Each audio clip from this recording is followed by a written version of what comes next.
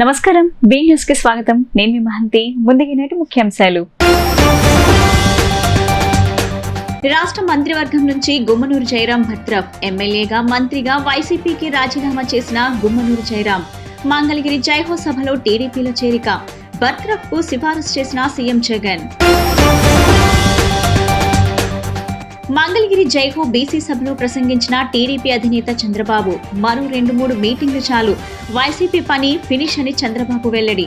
Janasena TDP పార్టీలు సంయుక్తంగా విడుదల చేసిన బీసీ డిక్లరేషన్ ను ప్రతి ఇంటికి వెళ్లి గర్వంగా వివరించాలని కార్యకర్తలకు పిలుపు. బీసీలు గుడ్డిగా వైసీపీ నేతలను వెనకేసుకొస్తే కులానికి ద్రోహం చేసిన వాళ్ళవుతారని జనసేన అధినేత పవన్ కళ్యాణ్ వెల్లడి. జగన్ నుంచి బీసీలు ప్రాణరక్షణ కోసం చట్టాలు తెచ్చుకోవాల్సింది వచ్చిందన్న పవన్. బీసీ కులాల అనైక్యత వల్లే ఈ పరిస్థితి వచ్చిందని ఆవేదన. సీనియర్ జూనియర్ ఎన్టీఆర్ అభిమానులు చంద్రబాబుని గొయ్యి తీసి పాతిపెట్టాలని, అప్పుడే టీడీపీ బ్రతికి బట్టకడుతుందని మాజీ మంత్రి కొడాలి నాని ఆగ్రహం.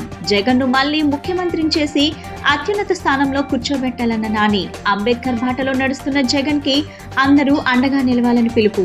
గుమ్మనూరు జయరాం ను ఏపీ గవర్నర్ అబ్దుల్ నజీర్ మంత్రివర్గం నుంచి బర్తరఫ్ చేశారు. గుమ్మనూరు జయరాం ఎమ్మెల్యేగా మంత్రిగా రాజీనామా చేసిన విషయం విదితమే.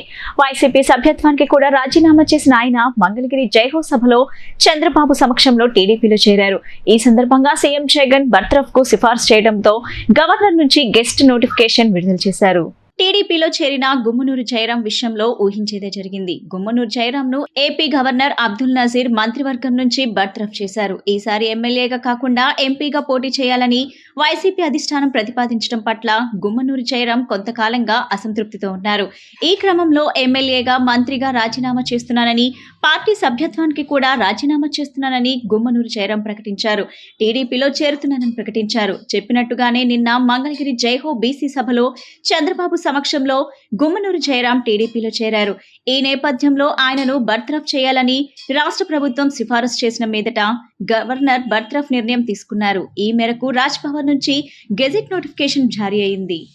ఈ రోజు వేదిక మీద ఉన్న పెద్దలు, జాతీయ అధ్యక్షులు నారా చంద్రబాబు నాయుడు అన్న గారికి, జనసేన అధ్యక్షులు పవన్ అన్న గారికి, లోకేష్ బాబు గారికి, అచ్చెన్న గారికి, వేదిక మీద ఉన్న పెద్దలందరికీ నా నమస్కారం. వేదిక మీద ఉన్న అన్న చెల్లెలకు, అన్న తమ్ముళ్లకు, అక్క చెల్లెలకి నా నమస్కారం. ఈరోజు చాలా సంతోషంగా ఉంది. ఎందుకంటే ఒక పిక్చర్ లో చెప్తుంటా, చిన్నతనములోనే పుట్టినప్పుడు ఆ పిల్లవాడు తప్పిపోయిన తర్వాత 15 సంవత్సరాలు అయిన తర్వాత చిరు మీసం వేసుకొని ఆ గ్రామానికి వస్తే ఎంత సంతోషంగా ఉంటుందో, నాకు కూడా అదే సంతోషంగా ఉందని చెప్పి ఈ సందర్భంగా మనవి చేసుకుంటున్నా. ఈ మాట ఎందుకు చెప్తున్నా తెలుసా? 2009 ఎన్నికల్లో నేనప్పుడు తెలుగుదేశం పార్టీలో ఉన్నవాడిని, జడ్పీటీసీగా ఉన్నవాడిని.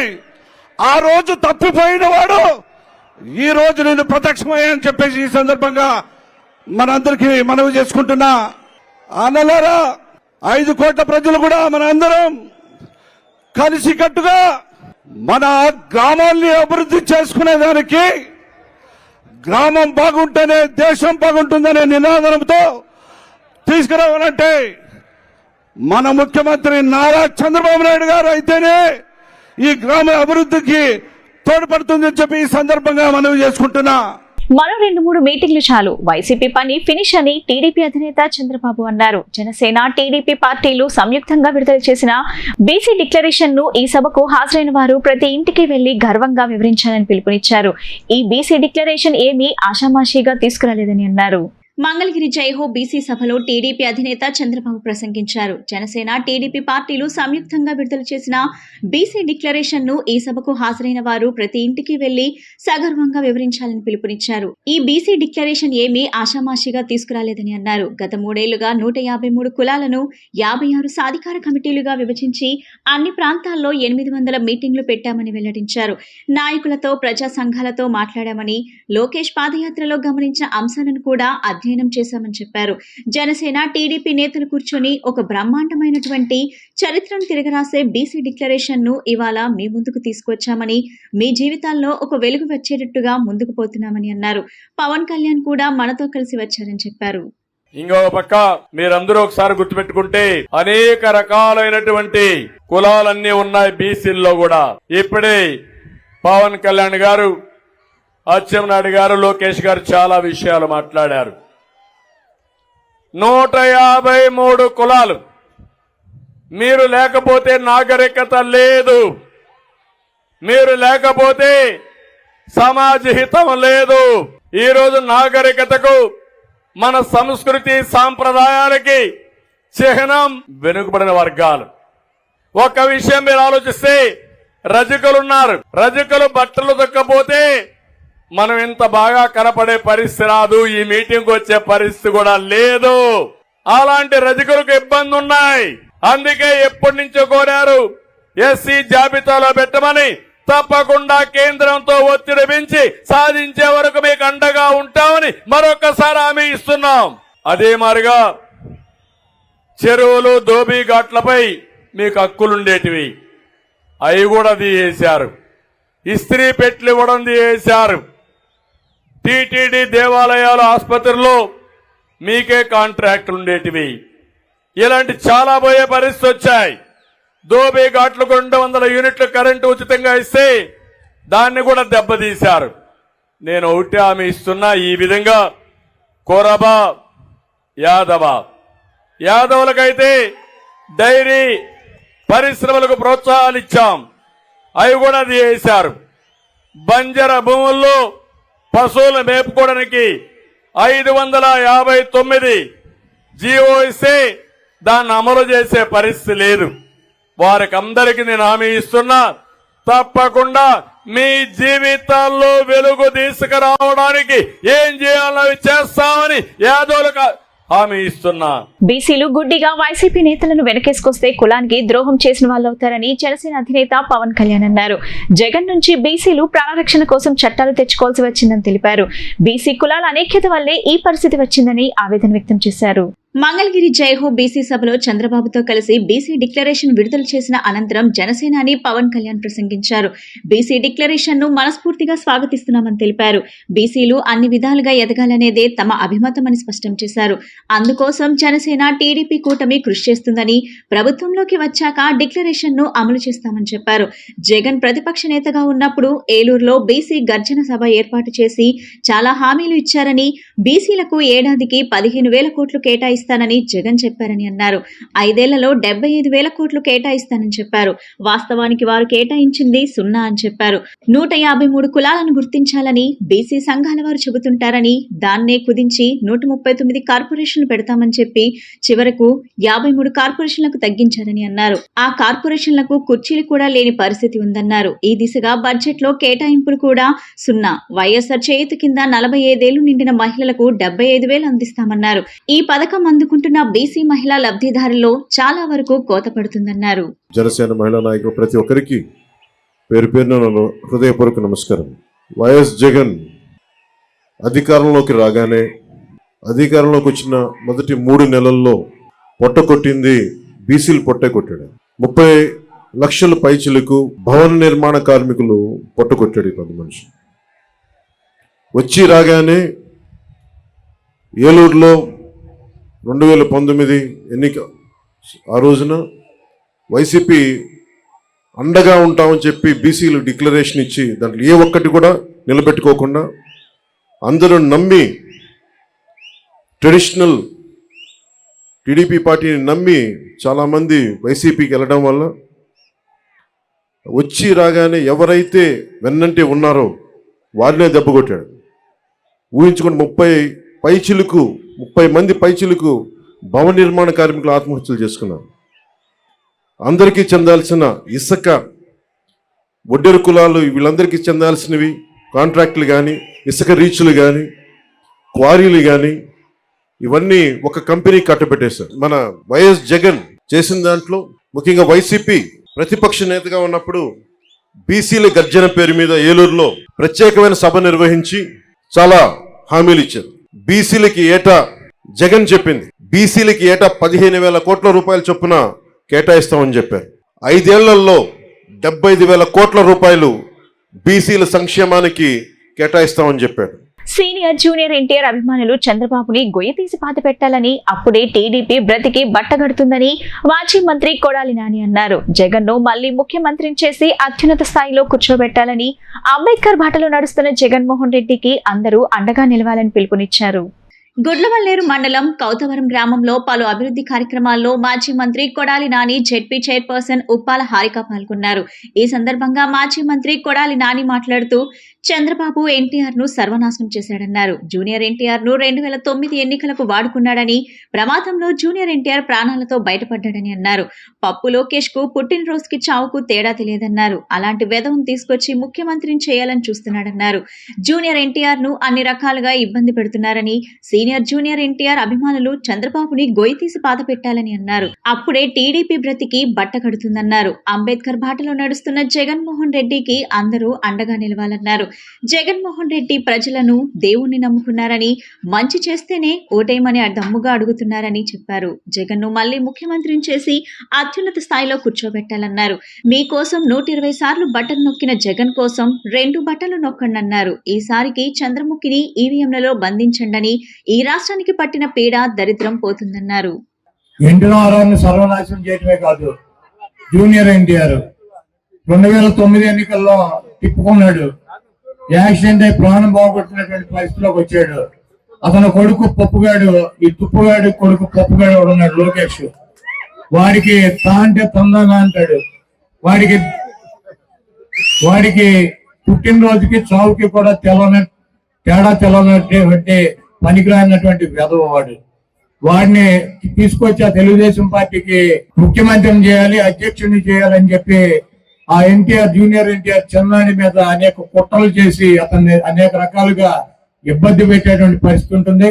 ఎన్టీఆర్ని, పెద్ద ఎన్టీఆర్ ని గాని చిన్న ఎన్టీఆర్ ని గాని అభిమానించేటువంటి ప్రతి వ్యక్తి కూడా ఈ దొంగ, ఈ 420 గాడు అయినటువంటి చంద్రబాబుని గొయ్యి తీసి గోతులో కనుక పాతి పెట్టినట్లయితే ఆ పార్టీ రేపు ఎన్టీఆర్ చేతిలోకి వెళ్తుంది. కానీ ఈ పనికి మాలినటువంటి చంద్రబాబుని, లోకేష్ ని గెలిపించినట్లయితే ఆ ఎన్టీఆర్ ను కూడా అనాదరణ చేసి, ఆ ఎన్టీఆర్ ని కూడా బయటకి గెంటి ఈ పంది కుక్కలు ఈ పార్టీని ఆక్రమించుకుని పేదల పొట్టగొట్టి వీళ్ళు సంపాదించుకుని కోటాను కోట్ల రూపాయలు సంపాదించుకుని ఈయన మద్దతుదారులు బతికేటువంటి పరిస్థితి ఉంటుంది. కాబట్టి ఎన్టీ రామారావు నిర్మాణించేటువంటి ఎన్టీఆర్ అభిమానులు కావచ్చు, రాజశేఖర రెడ్డి గారు నిర్మాణించేటువంటి రాజశేఖర రెడ్డి గారి అభిమానులు కావచ్చు, గౌతులచ్చన్న గారు చూపించినటువంటి మార్గంలో నడిచేటువంటి వ్యక్తులు కావచ్చు, డాక్టర్ బిఆర్ అంబేద్కర్ గారు చూపించినటువంటి ఆయన చూపించినటువంటి దారిలో నడిచేటువంటి జగన్మోహన్ రెడ్డి గారికి మనందరం కూడా మద్దతు ఇవ్వాల్సినటువంటి అవసరం ఉంది. వైకాపా అధికారంలోకి వచ్చిన నాటి నుంచి సీఎం జగన్ తన అసమర్థ పాలనతో విద్యా వ్యవస్థను నిర్వీర్యం చేసి విద్యార్థుల జీవితాలను చీకటిమయం చేశారని ఎన్టీఆర్ జిల్లా తెదేపా అధ్యక్షుడు నెట్టెం రఘురాం, జెడ్పీ మాజీ చైర్పర్సన్ గద్దె అనురాధ మండిపడ్డారు. గత ఎన్నికల సమయంలో కళాశాలలు, యూనివర్సిటీల్లో పర్యటించి విద్యార్థుల జీవితాలను తీర్చిదిద్దుతానని చెప్పిన జగన్ రెడ్డి అధికారంలోకి వచ్చిన వెంటనే ఫీజు రీయింబర్స్మెంట్ రద్దు చేసి విద్యార్థుల గొంతు నొక్కారని అన్నారు.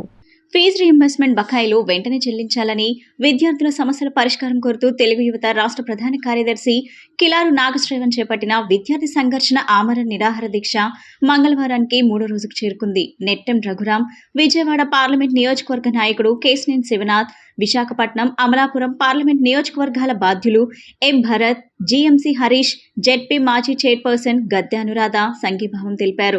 ఈ సందర్భంగా వారు మాట్లాడుతూ గత ఎన్నికల సమయంలో కళాశాలలు, యూనివర్సిటీల్లో పర్యటించి విద్యార్థుల జీవితాలను తీర్చిదిద్దుతానని చెప్పిన జగన్ రెడ్డి అధికారంలోకి వచ్చిన వెంటనే ఫీజు రీయింబర్స్మెంట్ రద్దు చేసి విద్యార్థుల గొంతు నొక్కారని మండిపడ్డారు. విద్యార్థులకు మామయ్యనని చెప్పుకుంటూ ఇప్పుడు కంసమామలా మారారని విమర్శించారు.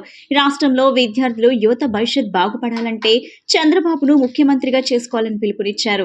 నాయకులు గద్దె క్రాంతి కుమార్, అప్పల్ నాయుడు, చరణ్ యాదవ్ తదితరులు పాల్గొని సంఘీభావం తెలిపారు.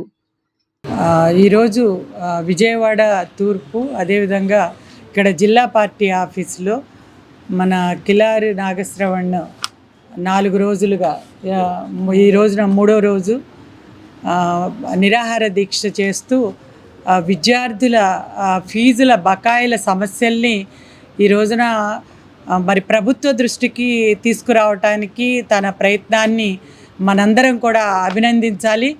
అయితే మరి యువత ఈ రోజున మరి తన తల్లిదండ్రులు కూడా ఆందోళన చెందే పరిస్థితి. ఏదైనా మరి మంచినీరు కూడా తీసుకోకుండా ఈ రోజు వరకు నిరాహార దీక్ష చేయటం అంటే మనందరికీ తెలుసు ఆరోగ్యాన్ని అది ఎంత దెబ్బతీస్తుంది అనేది. అయినా కూడా తన ప్రయత్నం ఈ ప్రభుత్వానికి మరి కళ్ళు తెరవాలని చెప్పి తను అదేవిధంగా ప్రజలకి కూడా ఈ సమస్యని ఫోకస్ చేయించాలి ప్రతి ఒక్కళ్ళని కూడా అనేది తన ఆశయానికి నేను అభినందనలు తెలియజేస్తా ఉన్నాను.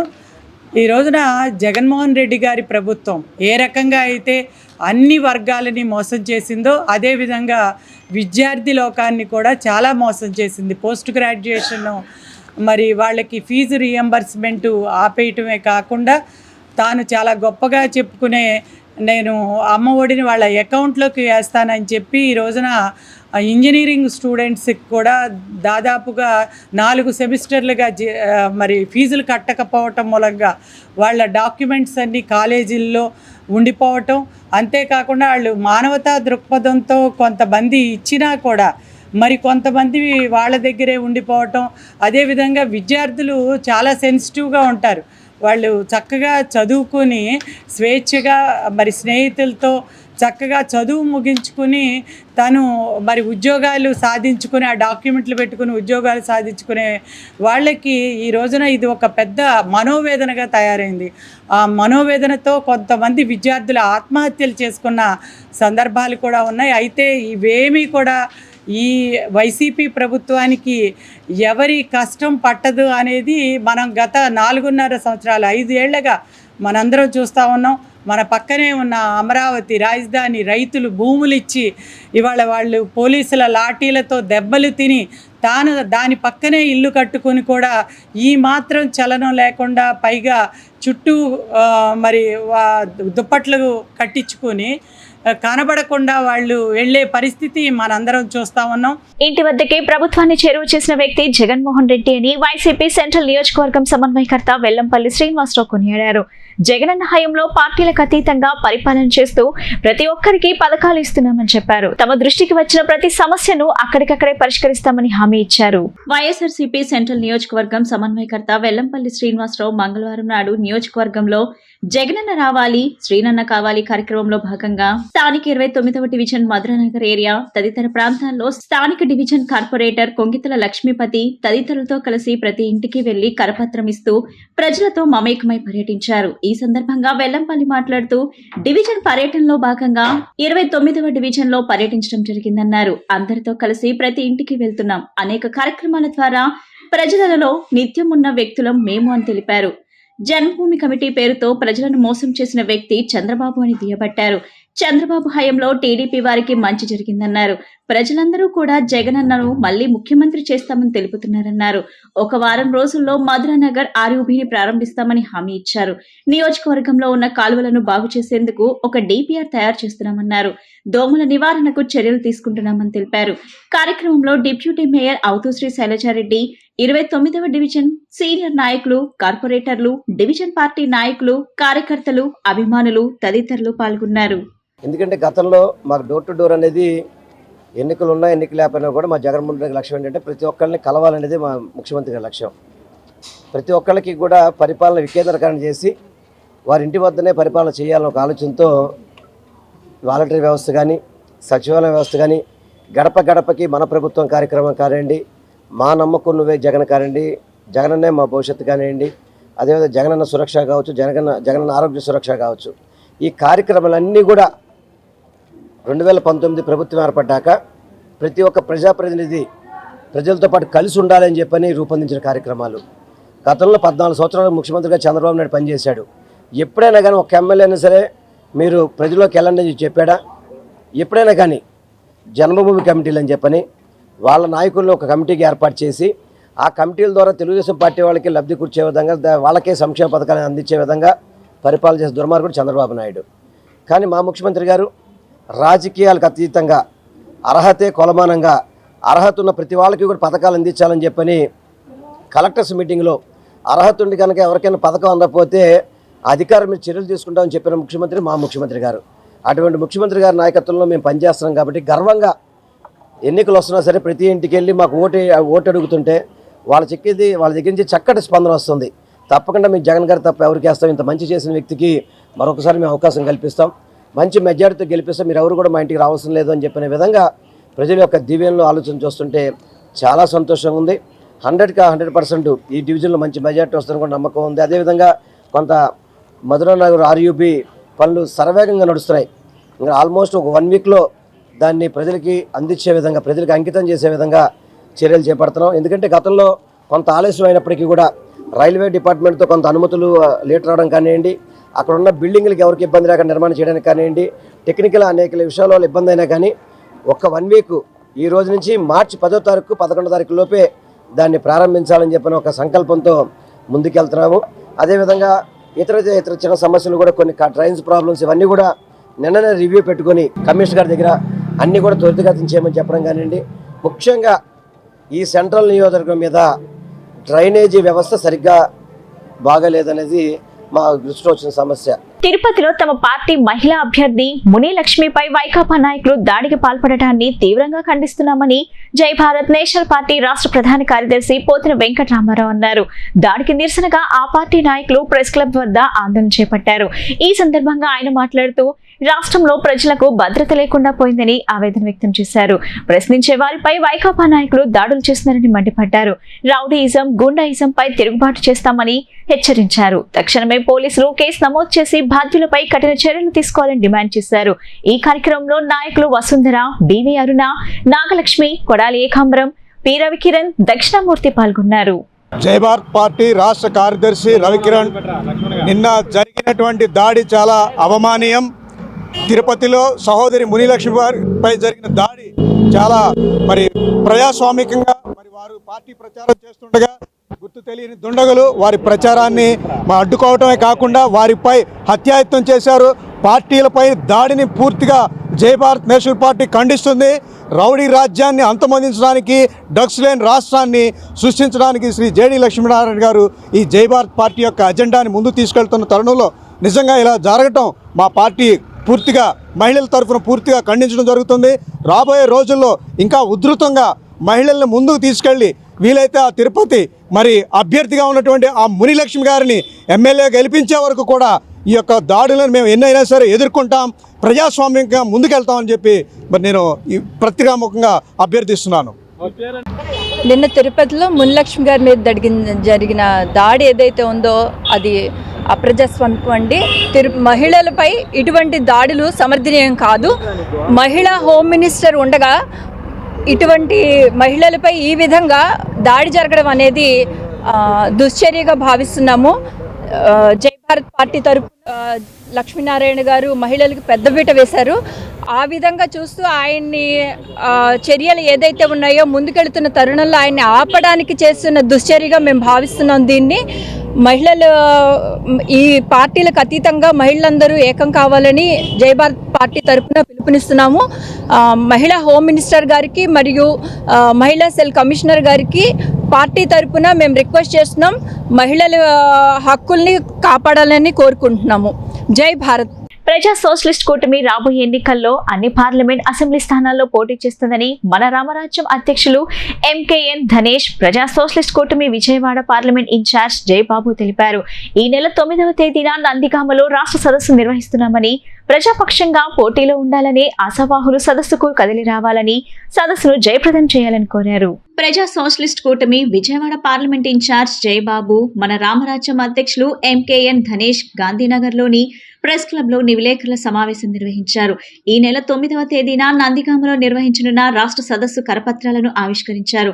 అనంతరం వారు మాట్లాడుతూ ఆంధ్రప్రదేశ్ రాష్ట్రం రాజధాని లేని రాష్ట్రంగా దుర్భర పరిస్థితిలో ఉందని, దళిత, గిరిజనులపై దాడులు, హత్యలు హత్యలు, అక్రమ కేసులు పెరిగాయన్నారు. రాష్ట్ర అభివృద్ధి కుంటుపడి, పౌర సమాజం విలువలు దిగజారి, ప్రజాస్వామ్య విలువలు, రాజ్యాంగం అమలు జరగడం లేదన్నారు. అందుకే మన రామరాజ్యం పార్టీ ప్రజాపక్షంగా ప్రజా సోషలిస్ట్ కూటమితో పార్లమెంట్, అసెంబ్లీ అభ్యర్థులను జరగబోయే ఆంధ్రప్రదేశ్ ఎన్నికల్లో నిలబెడుతున్నామని అన్నారు. ఓబీసీల పైకి ఓబీసీలను ఎగద్రోసి అన్ని రంగాల్లో అవకాశాలన్నీ ఈ వర్గాలకు దూరం చేస్తున్నారని అన్నారు.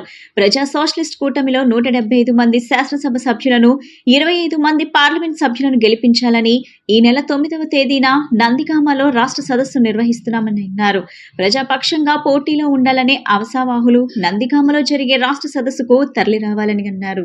ఈ నెల 9న నందిగామలో రాజకీయ పార్టీలు, ప్రజా సంఘాలు ఏర్పాటు చేసుకున్నటువంటి ప్రజా సోషలిస్ట్ కూటమి ఆధ్వర్యంలో సభ జరుగుతూ ఉంది. ఆ సభకు ముఖ్య అతిథులుగా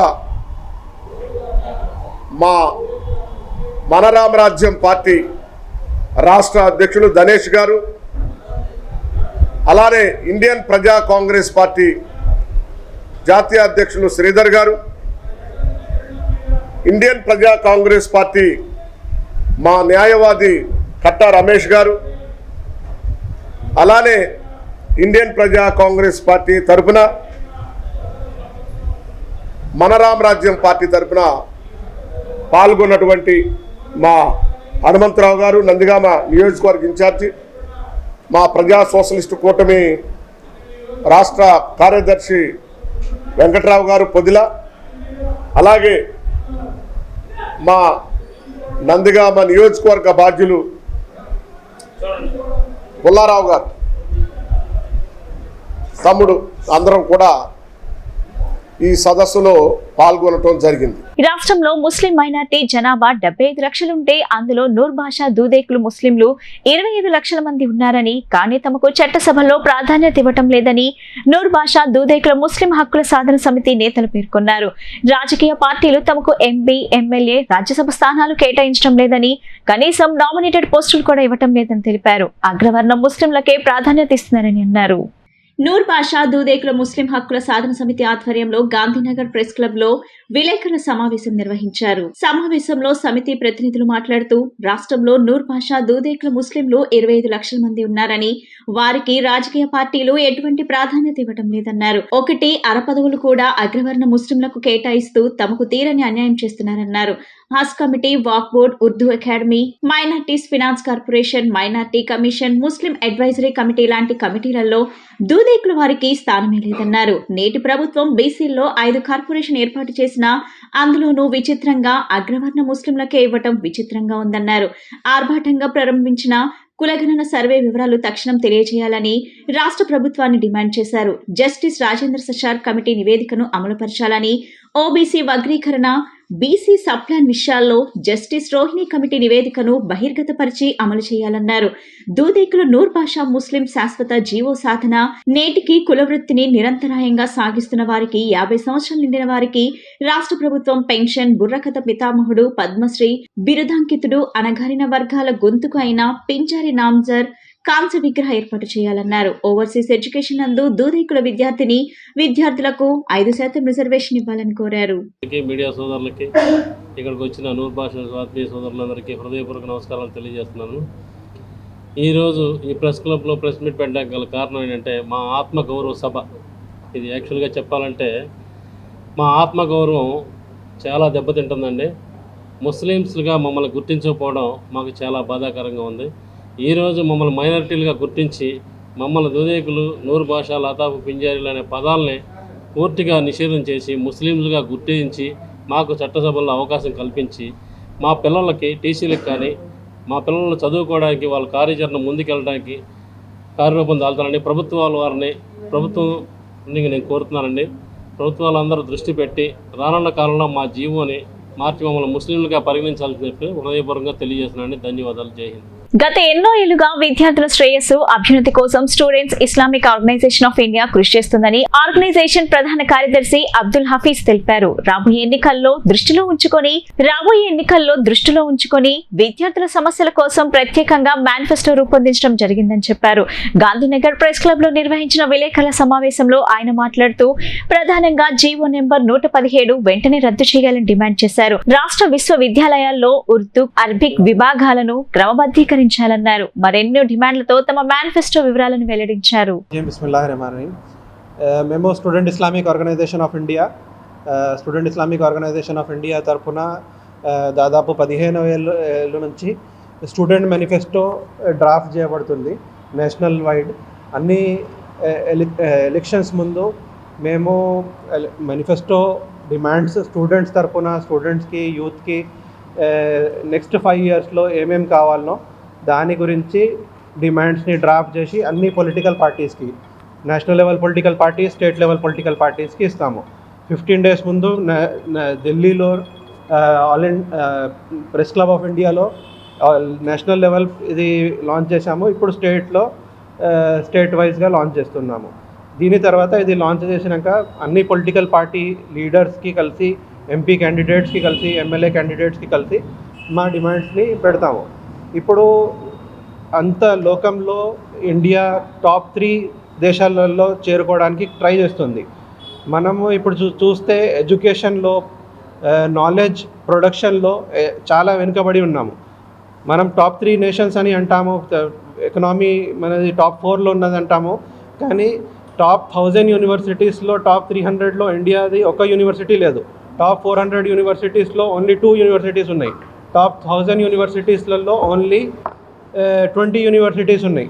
అయితే మేము డిమాండ్ చేస్తున్నాము అన్ని పొలిటికల్ పార్టీస్కి స్టూడెంట్ సెంట్రిక్గా ఆలోచించాలి, ఎడ్యుకేషన్కి సెంటర్గా పెట్టి, యూత్ని సెంటర్గా పెట్టి మీ నెక్స్ట్ 5 ఇయర్స్ విజన్ని ఆలోచించాలి. ఎందుకంటే 65% ఇండియా పాపులేషన్ యూత్లో ఇన్వెస్ట్ చేస్తే, ఎడ్యుకేషన్లో ఇన్వెస్ట్ చేస్తే మన ఫ్యూచర్లో ఇన్వెస్ట్ చేసినట్టు. దానికోసం మేము డిఫరెంట్ డిమాండ్స్ పెట్టాము. దాంట్లో కొన్ని డిమాండ్స్ నేను ముందు పెడతాను. ఒకటేమో మంచి యూనివర్సిటీస్ని స్టార్ట్ చేయాలి, అన్ని డిస్ట్రిక్ట్స్లలో యాక్సెసిబుల్ ఎడ్యుకేషన్ స్టార్ట్ చేయాలి. స్టూడెంట్స్కి ఎడ్యుకేషన్ కోసం వేల కిలోమీటర్లు పోయి చదువుకోవడానికి చాలా కష్టమవుతుంది. దానికోసం ప్రతి డిస్ట్రిక్ట్లలో ఒక యూనివర్సిటీ స్టార్ట్ చేయాలి. రీసెర్చ్ స్టాండర్డ్ని పెంచాలి. రీసెర్చ్ ఇండియా మనం చెప్తాము, Indian universities, IITs, IIMs research కోసం డెవలప్ అయినాయి. రీసెర్చ్ కోసం దాన్ని స్టార్ట్ చేశారు. ప్రాబ్లమ్ సాల్వింగ్, మన మనుషులలో, సొసైటీలో ఏమేమి ప్రాబ్లమ్స్ వస్తాయో అది సాల్వ్ చేయడానికి ఐఐటీస్ని ఎస్టాబ్లిష్ చేశారు. కానీ అది ఇప్పుడు only government, public, corporate jobs కోసం అయిపోయింది. ఐఐటీస్లో పోతే గూగుల్లో, మైక్రోసాఫ్ట్లో క్రోర్స్లలో జాబ్ వస్తుంది అని పోతున్నారు. వార్తలు ముగించే ముందు ముఖ్యాంశాలు మరోసారి. రాష్ట్ర మంత్రివర్గం నుంచి గుమ్మనూరు జయరాం బర్తరఫ్. ఎమ్మెల్యేగా, మంత్రిగా వైసీపీకి రాజీనామా చేసిన గుమ్మనూరు జయరాం. మంగళగిరి జైహో సభలో టీడీపీలో చేరిక. బర్తరఫ్ కు సిఫారసు చేసిన సీఎం జగన్. మంగళగిరి జైహో బీసీ సభలో ప్రసంగించిన టీడీపీ అధినేత చంద్రబాబు. మరో 2-3 మీటింగ్లు చాలు, వైసీపీ పని ఫినిష్ అని చంద్రబాబు వెల్లడి. జనసేన, టీడీపీ పార్టీలు సంయుక్తంగా విడుదల చేసిన బీసీ డిక్లరేషన్ ను ప్రతి ఇంటికి వెళ్లి గర్వంగా వివరించాలని కార్యకర్తలకు పిలుపు. బీసీలు గుడ్డిగా వైసీపీ నేతలను వెనకేసుకొస్తే కులానికి ద్రోహం చేసిన వాళ్ళవుతారని జనసేన అధినేత పవన్ కళ్యాణ్ వెల్లడి. జగన్ నుంచి బీసీలు ప్రాణరక్షణ కోసం చట్టాలు తెచ్చుకోవాల్సింది వచ్చిందన్న పవన్. బీసీ కులాల అనైక్యత వల్లే ఈ పరిస్థితి వచ్చిందని ఆవేదన. సీనియర్ జూనియర్ ఎన్టీఆర్ అభిమానులు చంద్రబాబుని గొయ్యి తీసి పాతిపెట్టాలని, అప్పుడే టీడీపీ బ్రతికి బట్టకడుతుందని మాజీ మంత్రి కొడాలి నాని ఆగ్రహం. జగన్ను మళ్లీ ముఖ్యమంత్రిని చేసి అత్యున్నత స్థానంలో కూర్చోబెట్టాలన్న నాని. అంబేద్కర్ బాటలో నడుస్తున్న జగన్ కి అందరూ అండగా నిలవాలని పిలుపు. ఈ బులెటిన్ ఇంతటితో సమాప్తం. తిరిగి మరో బులెటిన్ కలుద్దాం. నమస్కారం.